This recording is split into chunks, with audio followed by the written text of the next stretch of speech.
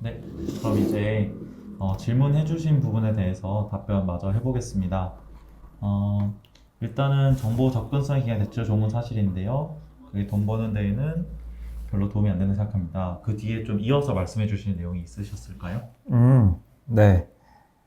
저희가 시간이 한 30분 정도 있나요? 네네. 9시 반? 9시 반? 9시 반 네. 정도? 네. 네. 안녕하세요. 홍진채입니다. 라이브로 인사드립니다. 그 사람은 되게 잘생겼던데, 네. 네, 동일 인물이고요.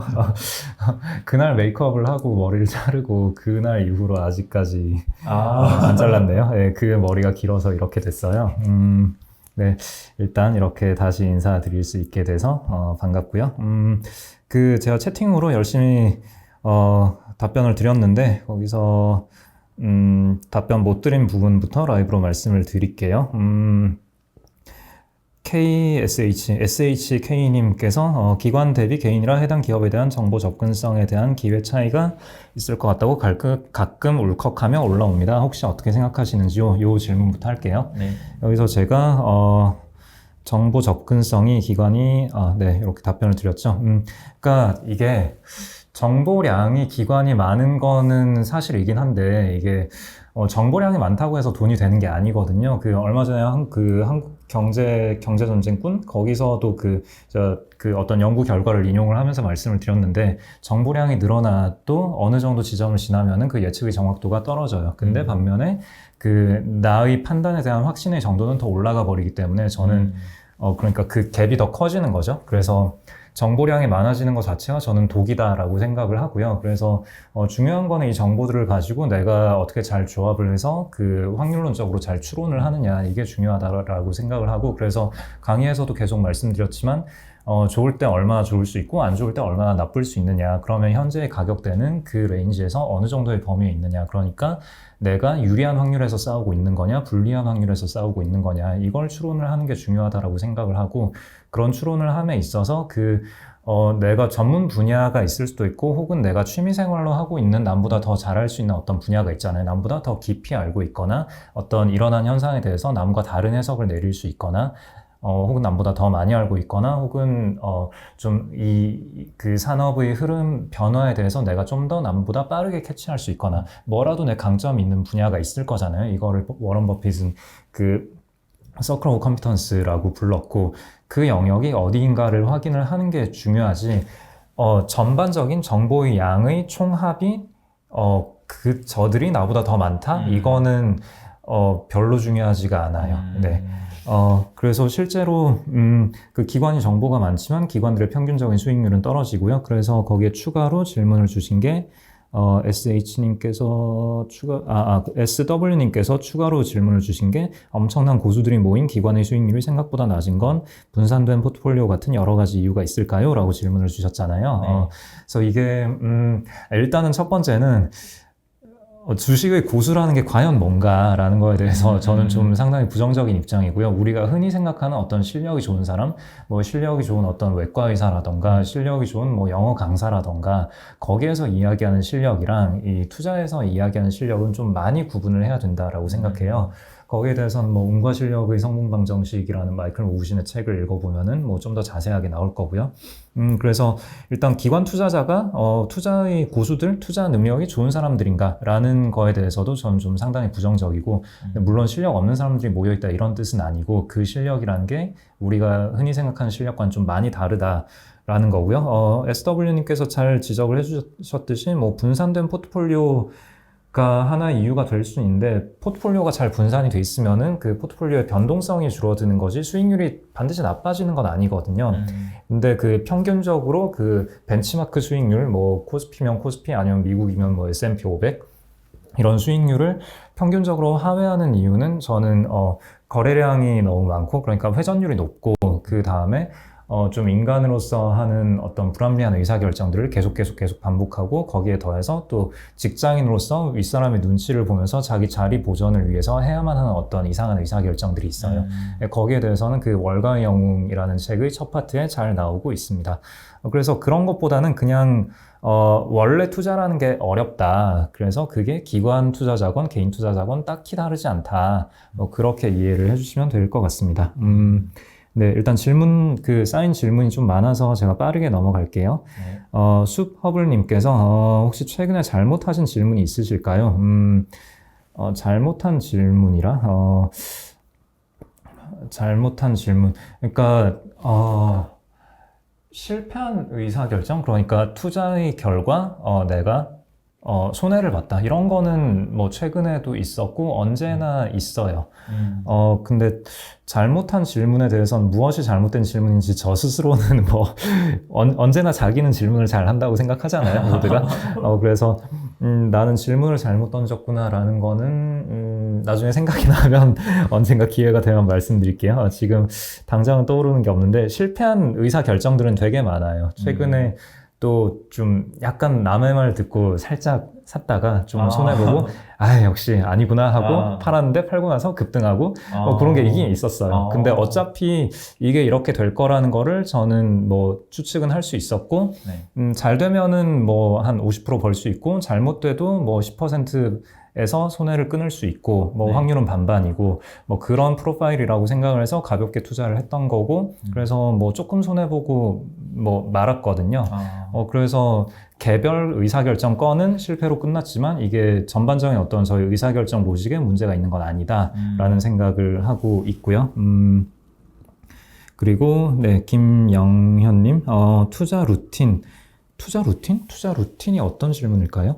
왠지 어떤 종목이나 관심을 가지고 알아보고 프로세스. 네, 처음에 프로세스. 이렇게 어떤 걸 처음에 이 주식을 알게 되고 네네. 그 다음에 이런 식으로 공부를 하고 이런 질문을 던지고 이런 결론이 나왔다. 다음에 엑시트를 언제 하고 엑시트를 네. 언제 한다.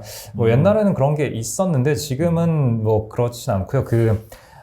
의사결정이라는 거를 매수매도로 하는 거는 좀 안 좋다고 생각해요. 매수매도라는 의사결정보다는 네. 리밸런싱 포트폴리오의 최적 비중이 얼마인가. 최적 비중이 얼마고 내 액추얼 포트폴리오의 실제 비중이 얼마이고 그래서 이 비중이 차이가 얼마나 나는가. 그래서 모델 포트폴리오에서 제한하는 비중이 되게 높은데 한 5% 정도 사라라고 돼 있는데 내 포트폴리오 실제 비중이 3%다.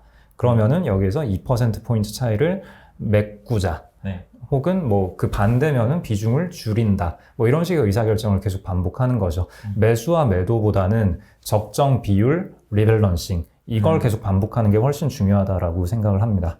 이게 약간은 좀 우회적인 답변이 됐으면 좋겠고요. 다른 사람들이 기대치를 가늠하는 방법은 뭐 여러 가지가 있어요. 일단은 뭐 애널리스트 보고서 읽어보고 애널리스트 보고서에서 좀 거기서 이야기하는 톤 혹은 이익 추정치 뭐 그런 걸 보고 이제 얼마나 세게 기대하고 있구나, 얼마나 기대감이 없구나, 뭐 그런 걸 볼 수도 있고, 그 다음에 보고서 발간 개수 이런 것도 중요해요. 보고서가 뭐 한 달에 몇 개씩 계속 쏟아지고 있으면은 관심이 되게 많구나. 근데 보고서가 안 나오고 있다. 그럼 관심이 없는 거고, 보고서가 나오다가 갑자기 끊겼다라는 거면은 약간 안 좋은 일이 있는데 대외적으로 말하기는 껄끄러운 상황이 벌어지고 있는 걸까? 뭐 이런 식의 추측을 할 수 있고요.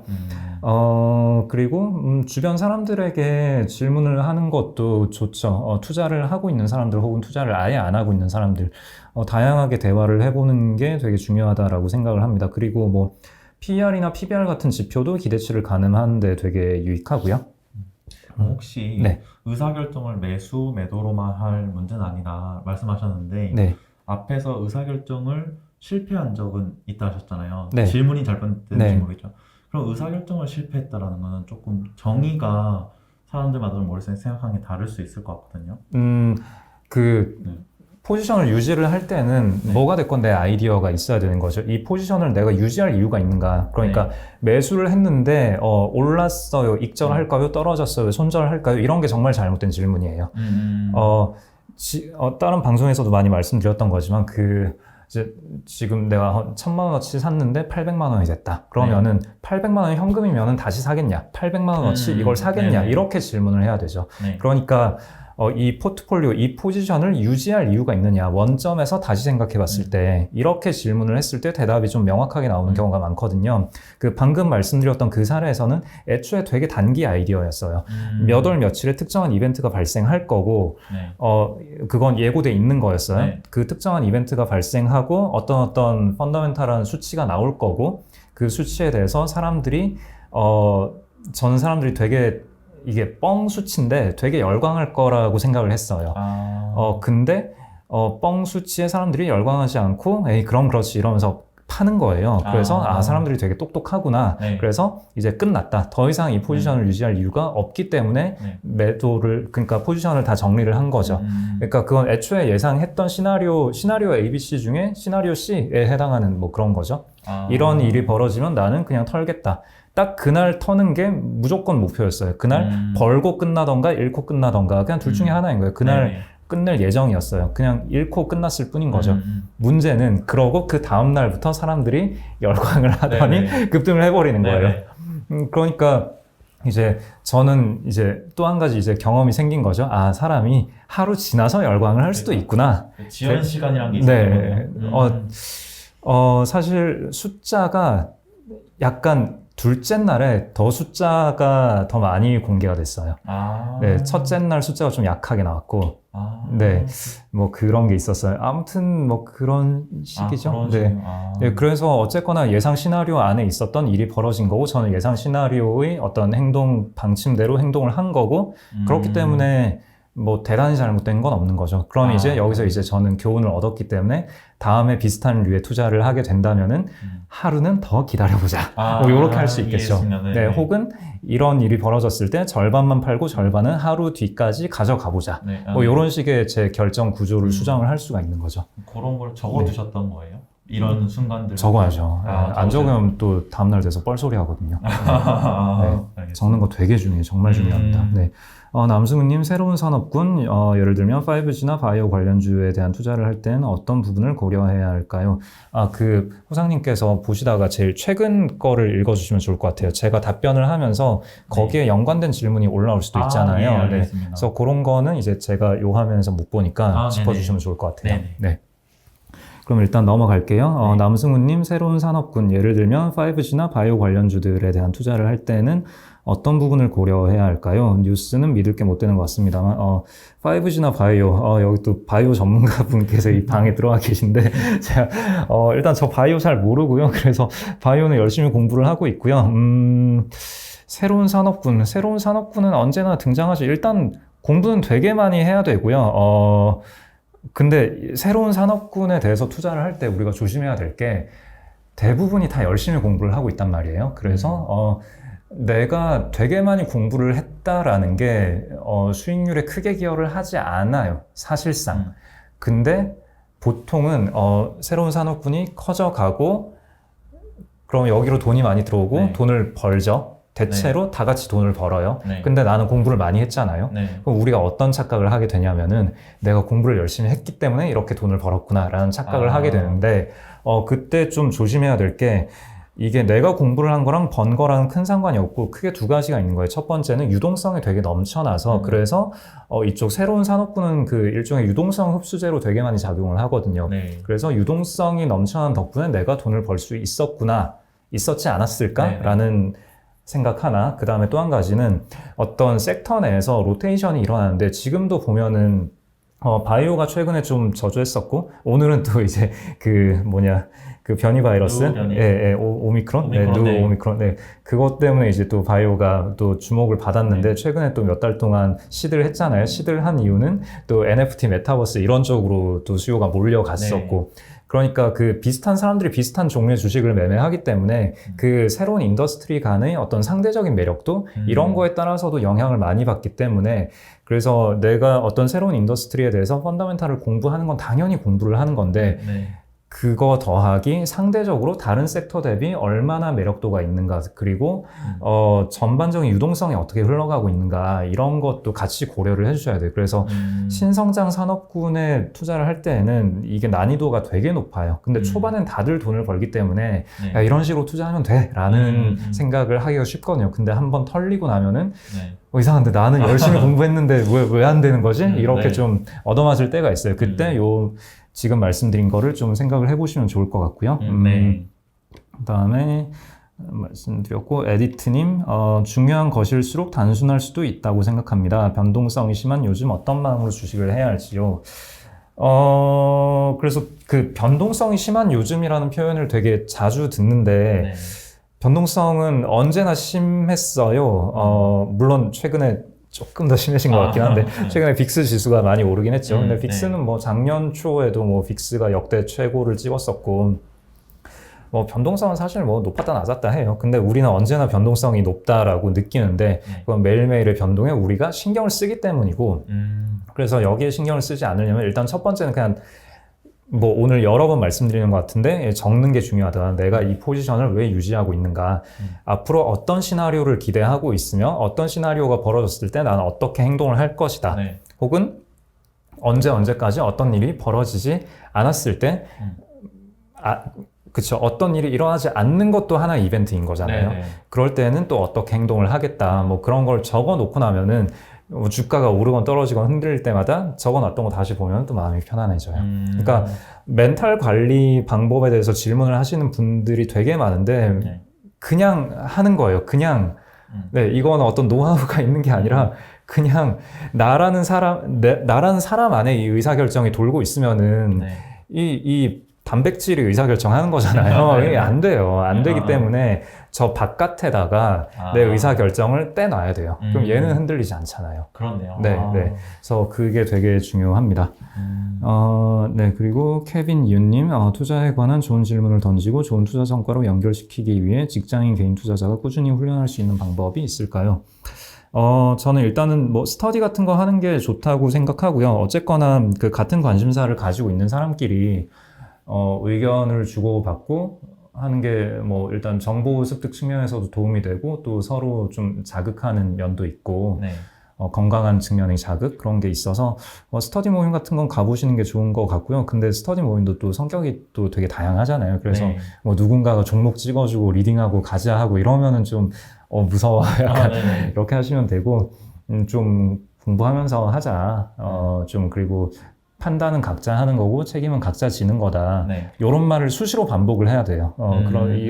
이런 기조가 좀 보편화돼 있는 네. 그런 모임에 가시는 게 좀 좋지 않을까 합니다. 네, 그리고 직장인 개인 투자자라는 언급 자체를 그냥 아예 안 해주시는 게 좋을 것 같아요. 저는 뭐 항상 그 질문을 보통 주실 때 개인 투자자로서 개인 투자자가 뭐 이런 식의 질문을 많이 네. 주시는데 제가 개인 투자자였었기도 하고 처음에 개인 투자자로 시작을 했고 뭐 큰 기관에도 있었고 지금은 작은 기관을 경영을 하고 있는데 언제건 저는 그냥 단 한 명의 투자자, 한 명의 시장 참여자로서 내가 어떻게 네. 하면 이길 수 있을까 이런 식으로 고민을 했거든요. 그러니까 me vs everyone인 거예요.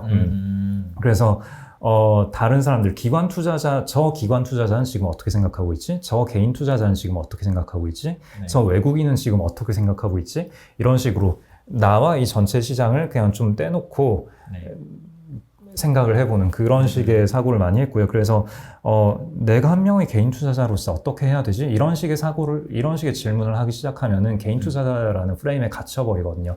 개인 투자자가 딱히 불리한 게 아니에요. 강점이 분명히 존재하고 그 강점을 찾아가는 게 중요하고 그래서 한 명의 투자자로서 뭐 이런 표현을 써주시는 게 뭐 좋다라고 생각합니다. 그리고 SHK님 가치 투자 입장에서 바이오 종목은 어떻게 접근하시는지 그래서 제가 이런 질문을 받을 때마다 항상 약간의 난감함을 느끼는데 네. 가치 투자란 대체 무엇일까? 네. 근데 뭐 세간에서는 저를 이제 계속 가치 투자 카테고리에 포함을 시키려고 계속 하시는데 네. 뭐 조금 어색합니다. 네. 아무튼 아마 질문의 취지는 그거일 거예요. 그 가치 투자하는 사람들은 보통 그 딱 눈에 보이는 실체들, 네. 당장 이익이 잘 나오고 유형의 뭔가가 있고 이런 주식들을 위주로 투자를 하는데 근데 바이오는 당장 눈에 보이는 뭐가 없으니까 이런 주식은 어떻게 접근해야 하느냐 아마 이 질문이실 거예요. 근데 그 일단은 좀 질문을 뒤집자면은 가치 투자자라고 불리는 사람들이 흔히 하는 눈에 보이는 확실한 것 그게 정말 눈에 보이는 확실한 건가? 저는 전혀 그렇지 않다고 생각하거든요. 중요한 거는 그 회사에서 사업을 하는 사람들이 그 자산들을 가지고 어떤 사업 활동을 해서 미래에 어떤 이익을 창출해낼 건가? 그게 중요한 거고 그게 결국은 내가 회사를 인수해서 청산시킬 게 아니라면 그게 수익률에 영향을 주는 거다라고 생각을 하고요. 그래서 가치 투자를 한다라고 해서 유형의 뭔가에만 집중하는 거는 가치 투자자라고 자칭하는 사람들이 흔히 하는 실수 중 하나다라고 저는 생각을 하고요. 같은 관점에서 바이오 종목은 그냥 겁내 공부해야죠. 그리고 기존에 일반적으로 봤던 회사들보다는 좀 약간은 안전판이 없는 상태에서 싸움을 한다라는 느낌이 드는 건 사실이기는 해요. 그 회사가 가진 기술력이 정말 얼마나 좋은 기술인지도 모르겠고, 기술이 있다 한들 뭐 라이센스 아웃이나 아니면 신약 개발이 잘 되는 것도 아니고, 그래서 일단 저도 여기에 대해서는 어떻게 해야 바이오에서 돈을 벌 수 있는지에 대해서 아직 제가 경험이 없고요. 바이오 잘 못해요. 주변에서 바이오를 잘 하는 사람들의 사례를 보자면은 진짜 공부 죽어라 하고요. 진짜 겁내 많이 해요. 많이 하고 컨퍼런스 같은 거 다 쫓아다니고, 뭐 또 캘린더 매매라고 하잖아요. 뭐 이번에 무슨 학교에서 뭐를 발표를 한다더라. 근데 그것도 사실 저 같은 사람은 그 캘린더를 보고 학교에서 뭐 발표 자료를 봐도 이게 무슨 그래프가 나오고 막 뭐 이렇게 뚝뚝뚝 떨어지고 뭐 이게 있잖아요. 이걸 봐도 저는 해석을 못 해요. 근데 이거를 투자를 하겠다라면은 저처럼 보고도 해석을 못하는 사람들이 있기 때문에 저는 해석을 못하니까 안 뛰어들지만 해석을 못함에도 불구하고 그런 사람들을 따라서 뛰어드는 사람들이 있으니까 이 사람들 대비 상대적인 우위만 가져가면 되잖아요. 그래서 일단 공부를 많이 하는 건 기본이고 캘린더 쫓아가는 건 뭐 이런 것도 당연히 체크를 해야 될 거고, 그거 더하기 다른 사람들이 지금 어느 정도 수준까지 공부가 올라와 있는가 뭐 이런 거 체크하는 것도 좋을 거고, 그 다음에 이게 또 약간 단순한 관점에서 보자면은 그 바이오 인더스트리 내에서도 좀 일종의 흐름이 있잖아요. 뭐 RNA가 주목받을 때도 있고, 뭐 면역 항암제가 주목을 받을 때도 있고, 등등등 몇 가지 어떤 그 카테고리들이 있는데 이들이 약간은 순환하는 것 같은 느낌이 들어요. 그래서 지금은 어떤 쪽으로 매기가 쏠려가고 있는가. 그래서 어떤 뭐 예를 들어 RNA 쪽에서 뭐 대장주가 누가 있는데 걔가 한 달 정도 주가가 오르면 이제는 그 아예 다른 카테고리로 넘어가던가 아니면은 그 카테고리에 다른 제2의 땡땡땡 뭐 이런 걸 찾아서 움직이려는 게 어느 정도 약간은 패턴이 있는 것 같아요. 그러면 그런 거를 뭐 미리 잡아두던가 뭐 그렇게 할 수는 있겠죠. 근데 요건 이제 그냥 제 뇌피셜이고 가설적인 얘기이기 때문에 실제로 해본 게 아니라서 제가 확신을 가지고 말씀드리기는 어려울 것 같아요. 네네. 요 질문 또 되게 많았던 것 같아요. 지금 이제 다음 질문 보시는 건데 결국은 심리 게임일까요? 네, 그래서 저 강연의 슬라이드에서도 나와 있지만, 뭐, 심리가 아주 대부분이다라고 생각을 하고요. 근데 이게, 단기적으로는 심리인데, 장기적으로, 여기서 장기라 함은 뭐 한 3년 이상의 기간이라고 생각을 하는데, 3년 이상의 기간을 놓고 보면은, 그 심리의 변동을 뛰어넘을 정도로 펀더멘탈의 변화가 있을 수 있는 시기, 그 정도의 기간이기 때문에, 심리 변화를 가지고 내가 승부하기 싫다라고 한다면은 오히려 그 타임프레임을 좀 더 길게 가져가면은 그러면은 그 심리와 싸우지 않고도 돈을 버는 방법이 존재는 한다라고 저는 생각을 해요. 그리고 심리라는 것도 사실 그렇게 어렵지 않아요. 계속 말씀드리지만 적을 때 나의 심리도 적고 남들의 심리도 적고 내가 오늘 들은 얘기, 야 주식 같은 거 하면 안 돼, 망해. 혹은 야 아직도 주식 안 하고 있냐, 해라, 돈 벌기 쉽다 라는 얘기, 오늘 내가 주변에서 들은 얘기들 뭐 그런 것도 하나하나 기록을 해두고 그 기록들이 쌓이고 나면은 뭐랄까 남들과는 다른 통찰력이 조금 생길 때가 언젠가 올 거예요. 남들은 그렇게 기록하지 않거든요. 그 심리도 기록하는 게 중요하네요. 네, 뭐든지 아무거나 다 기록하세요. 그리고 오늘 내가 A라는 주식을 샀다. 뭐 멋들어진 이유를 적을 필요 없어요. 그냥 제 친구 호상님이 좋다고 추천을 했다. 그냥 적으면 돼요.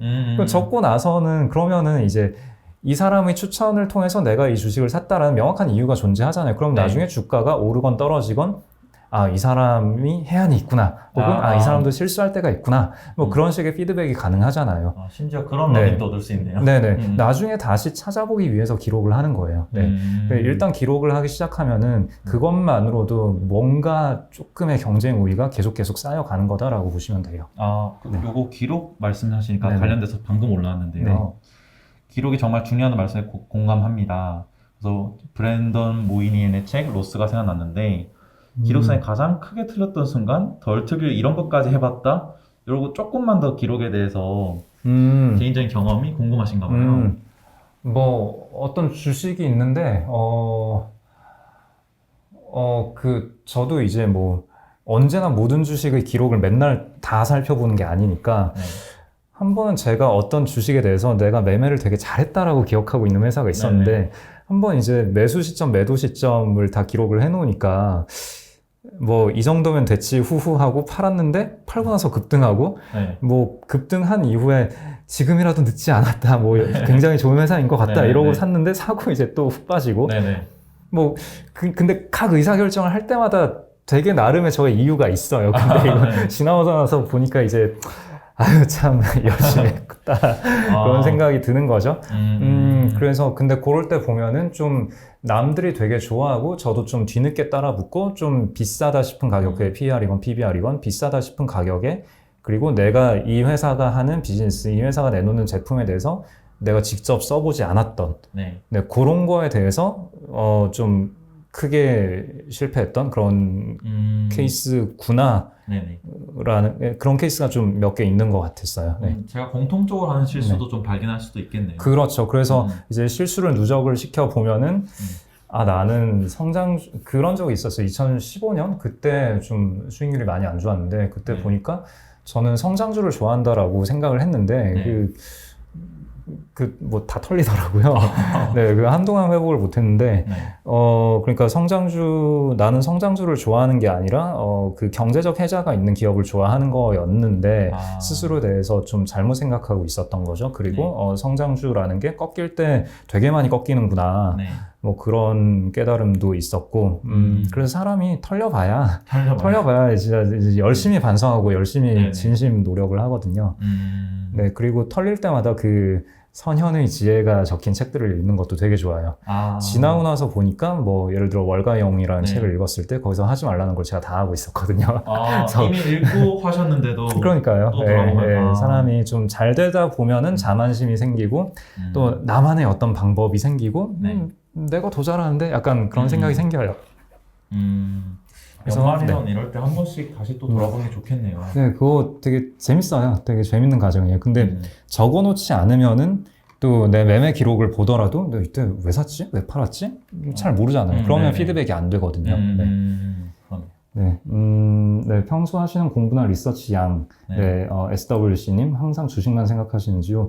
사실 저 주식이 재미없어진 지 좀 한참 돼가지고 몇 년 됐어요. 주식 재미없어요.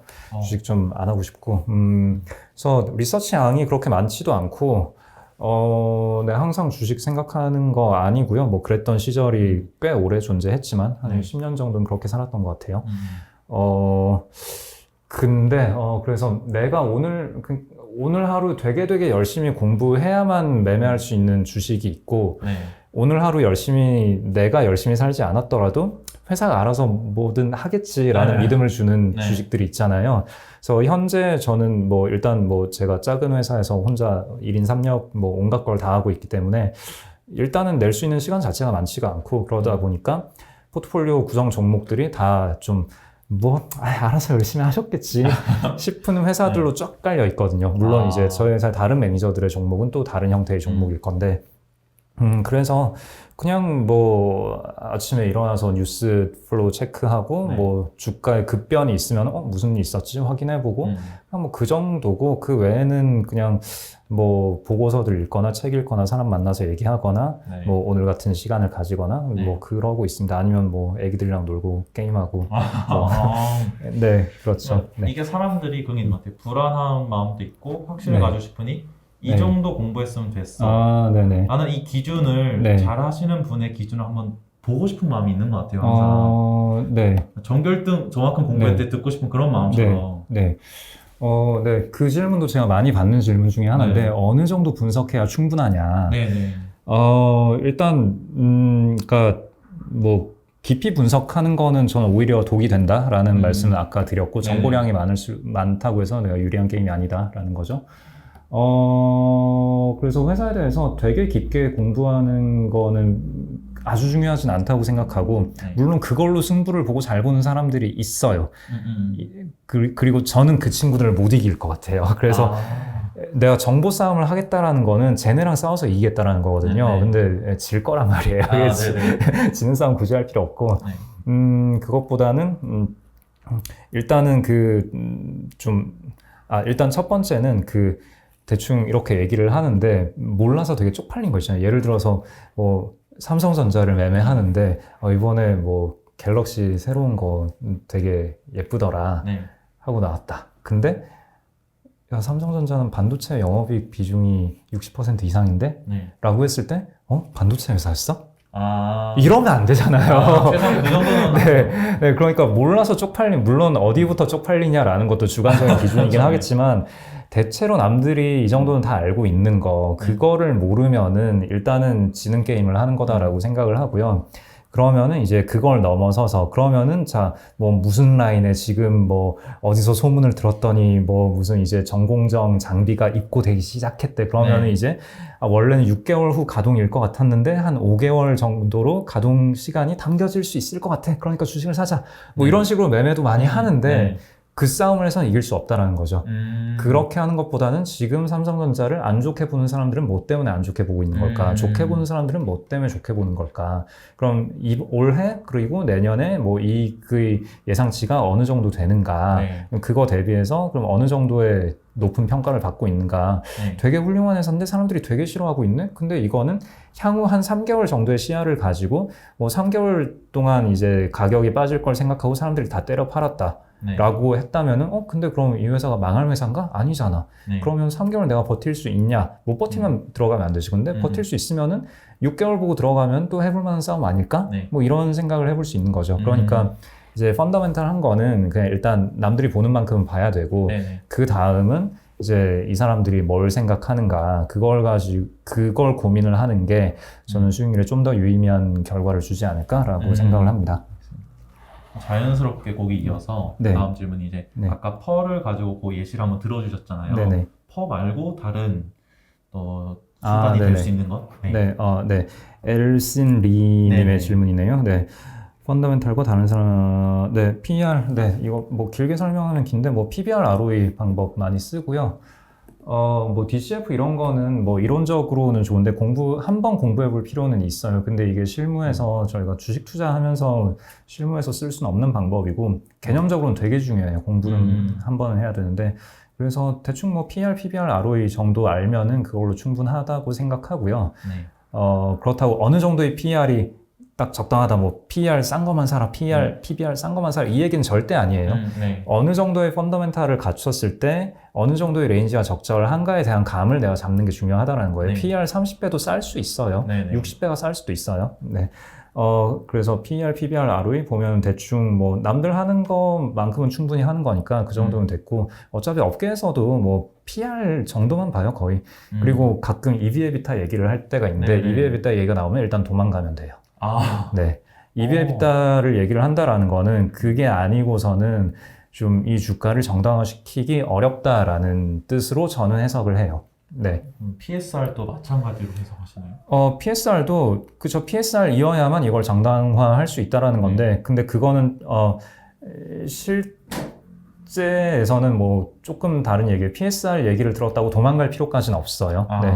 PSR 얘기가 나온다는 건 지금 이익이 안 나고 있다라는 거잖아요. 네네. 그러면은 이익이 안 나는 회사는 어떻게 봐야 할까라는 질문을 던지는 게 저는 좋은 순서라고 생각하고요. 네네. PSR은 뭐 실체가 없으니까 사면 안 돼. 이거는 좀 잘못된 접근법이라고 생각해요. 근데 EV/EBITDA는 약간 그 사이에 애매한 상황인데 어떻게든 설득을 시켜야 하는 누군가가 존재한다라는 뜻인 거예요.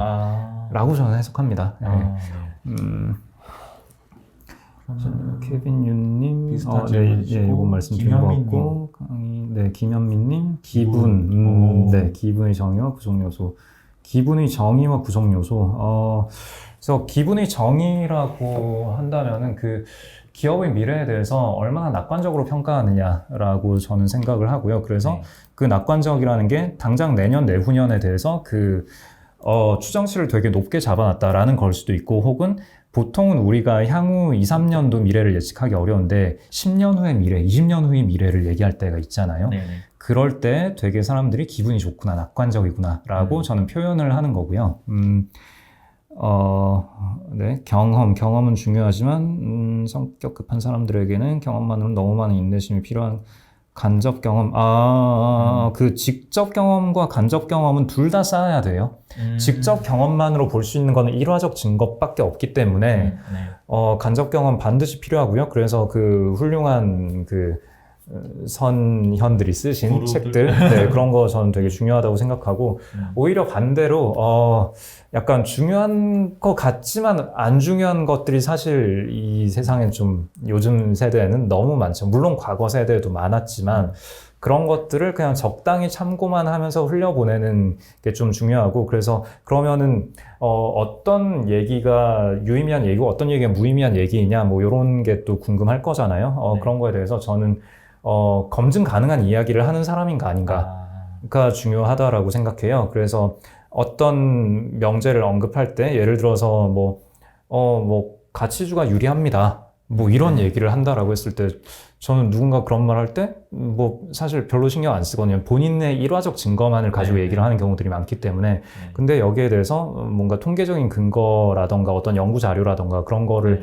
가지고 와서 이야기를 한다면 그리고 또 한 가지 이제 본인이 하는 이야기가 틀릴 가능성에 대해서 언제나 염두에 두고 이야기를 하는 사람 그런 사람의 발언이라면은 좀 더 귀 기울여 들어볼 필요가 있고요. 네. 근데 그런 건 이제 뭐 저희가 뭐 유튜브나 다른 강의를 들을 때 이런 기준들을 생각해 봐야 될 거고 일단 가장 좋은 거는 저는 뭐 버핏이나 피터 린치나 뭐 네. 아니면 조지 소로스나 진짜 이 사람은 찐 훌륭한 성과를 가지고 네. 있다라고 모두가 인정하는 네. 그런 사람들이 실제로 했던 발언이나 실제로 쓴 글, 뭐 여기서부터 힌트를 잡아 나가는 게 순서라고 생각하고 그 다음에 좀 이론적인 고민도 해보면 좋다라고 생각해요. 결국은 그 경험론의 그 궁극적인 한계는 한 가지 발레만 나와도 이게 다 깨진다라는 건데 그래서 그 이론에서 시작해서 연역 추론을 하는 것도 어느 정도 중요하다라고 생각하고요. 그래서 그럼 뭐 기업, 아까 이제 그 영상에서 말씀드린 것처럼 기업의 가치라는 게 무엇이며 가치를 구성하는 요소가 뭐냐. 그래서 네. 어떤 팩터가 어떻게 바뀌었을 때 가치를 이렇게 펌핑을 할 수가 있구나. 혹은 네. 이런 요소가 부러졌을 때는 가치가 급락할 수 있구나. 네.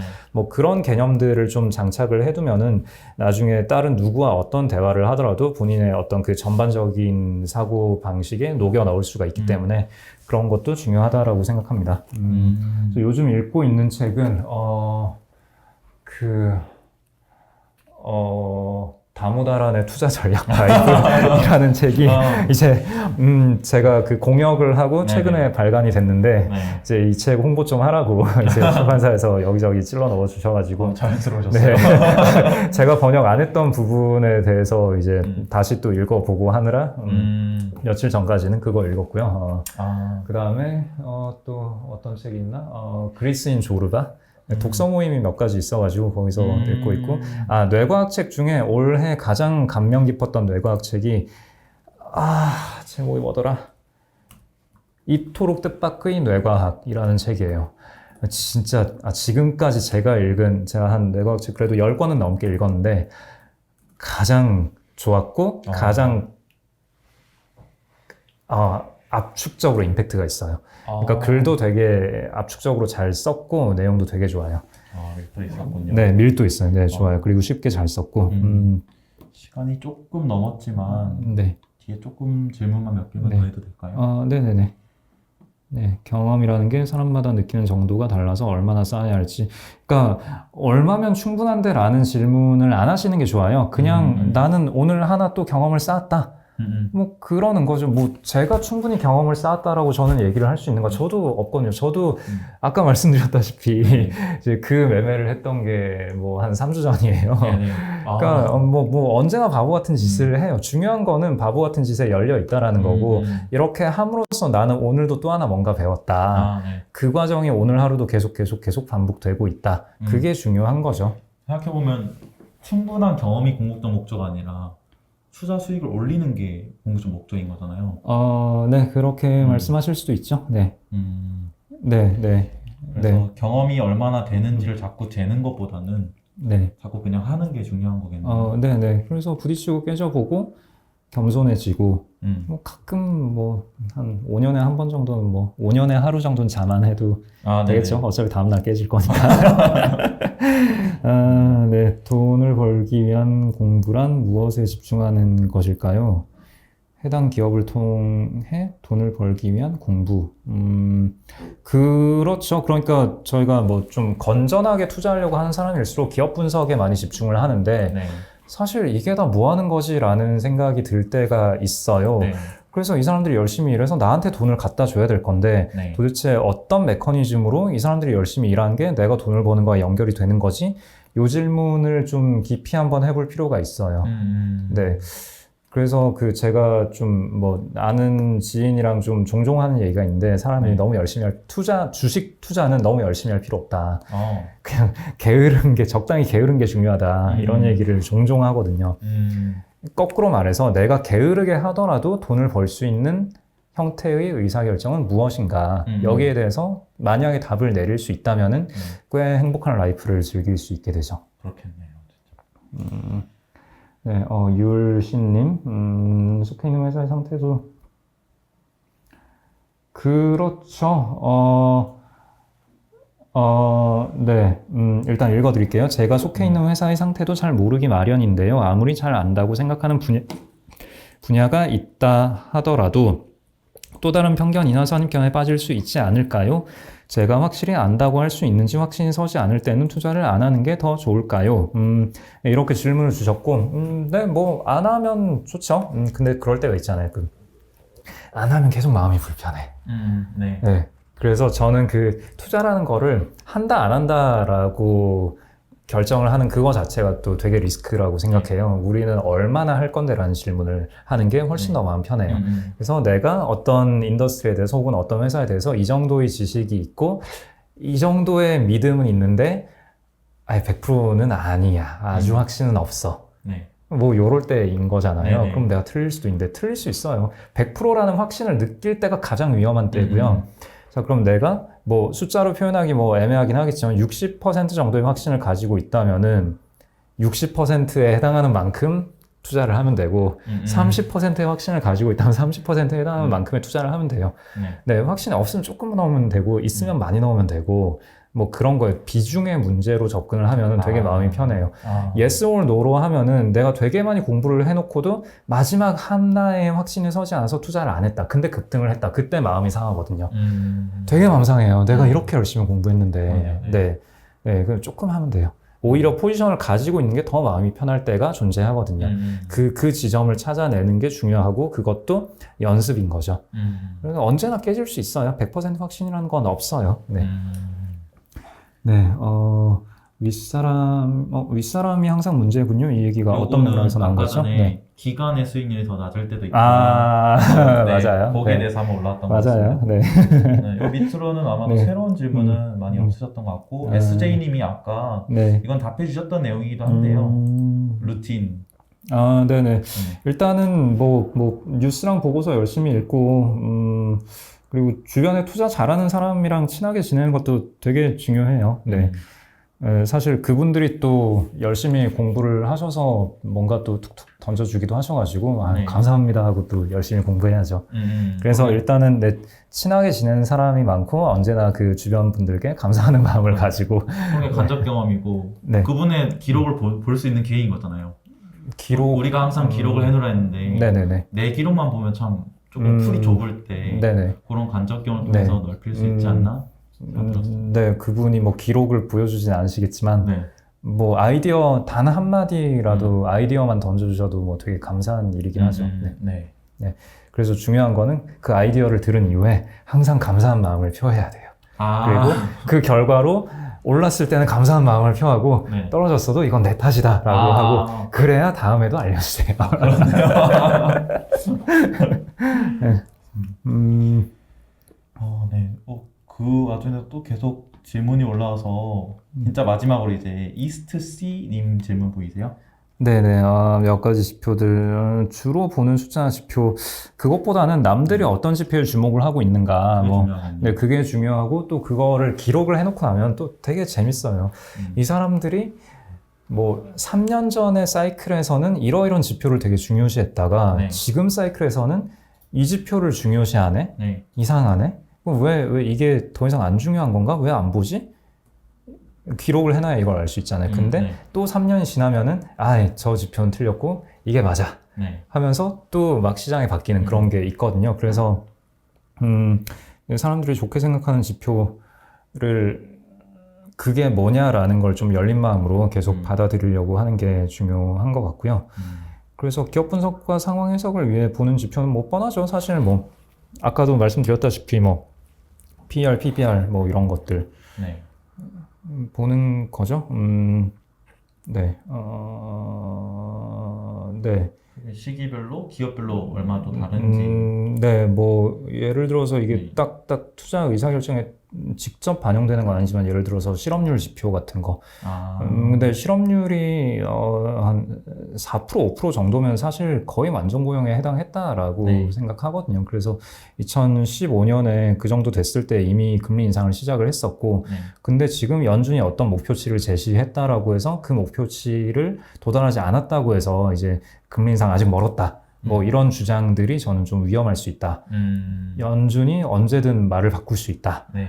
뭐 그런 식으로 좀 남과 다르게 생각을 할 수 있게 되죠. 그 과거의 그런 이것도 뭐 지표는 지표죠. 실업률이라는. 네. 네. 네. 그렇습니다. 네. 네. 웬만한 질문은 다 네. 했습니다. 뭐 김현빈님께서 네, 행복과 고통에 대한 메커니즘의 이해에 대해서 미래의 자녀들에게 현재 제가 자녀가 둘이 있긴 한데 행복과 고통에 대해서 뭐라고 말할까요? 뭐 제가 좋은 말을 아이들에게 해주고 있는지는 잘 모르겠지만 애가 막 끙끙대고 힘들어하고 있을 때 그냥 내버려 둬요. 그래, 고생을 해봐야 또 스스로 답을 찾아내려고 그렇죠. 하고 하지. 근데 보통 이제 그렇게 하고 있을 때 옆에서 개입을 많이 하잖아요. 네. 그럼 이렇게도 생각해봐. 아니면 이렇게 할 수 있잖아. 뭐 그 개입하는 타이밍이 보통은 제가 생각한 적절한 타이밍보다 되게 많이 빠르세요. 네, 좀 더 아이에게 시간을 줘봐도 될 텐데 이렇게 끙끙거리고 답답해하는 그 시간 자체가 저는 아이의 성장을 위해서 도움이 될 거라고 생각을 하거든요. 근데 그 시간들을 요즘의 부모님들은 좀 내버려 두지 못하는 것 같다라는 생각을 합니다. 이런 분야에 대한 딜링도 또 하게 됐네요. 네, 뭐 이게 원하시는 형태의 답변이었을지 모르겠는데. 네네. 네. 너무 많은 질문, 좋은 질문 올려주셔서 감사하고요. 대표님이랑 저희가 10분을 뽑아서 네. 가장 좋은 질문 3분께는 네. 치킨과 도서도 네. 보내드리고 네. 그리고 그 다음에 또 좋은 질문 7분께는 도서를 보내드리는데 네. 지금 한번 같이 약간 선정의 시간을 가지고 바로 발표를 할 수 있을까요? 근데 네네. 질문들이 다 좋아서 이거 네. 좋은 질문이라고 네네. 말씀을 하시면은 또 네네. 서운한 분들이 조금 생겨서 네. 있을까요? 저는 그냥 뭐 네. 너무 다 오늘 질문들이 다 좋아가지고 사실 이상한 질문 나올 때도 꽤 많은데 오늘 진짜 질문들이 다 좋았어요. 그래서 네, 그냥 랜덤하게 15분 해주셨는데 네. 그래서 랜덤하게 그러면 이제 네. 해서 보내드리는 걸로 네네네. 한번 해보겠습니다. 네. 네, 그러면은 저희가 참여해주신 분들께 문자 안내로 선정된 분들을 안내하는 걸로 조금 변경해서 진행을 하도록 하겠습니다. 그래서 오늘 라이브 시사회는 여기서 마치도록 하겠습니다. 네, 감사합니다. 고생 많으셨습니다. 감사합니다. 네, 감사합니다.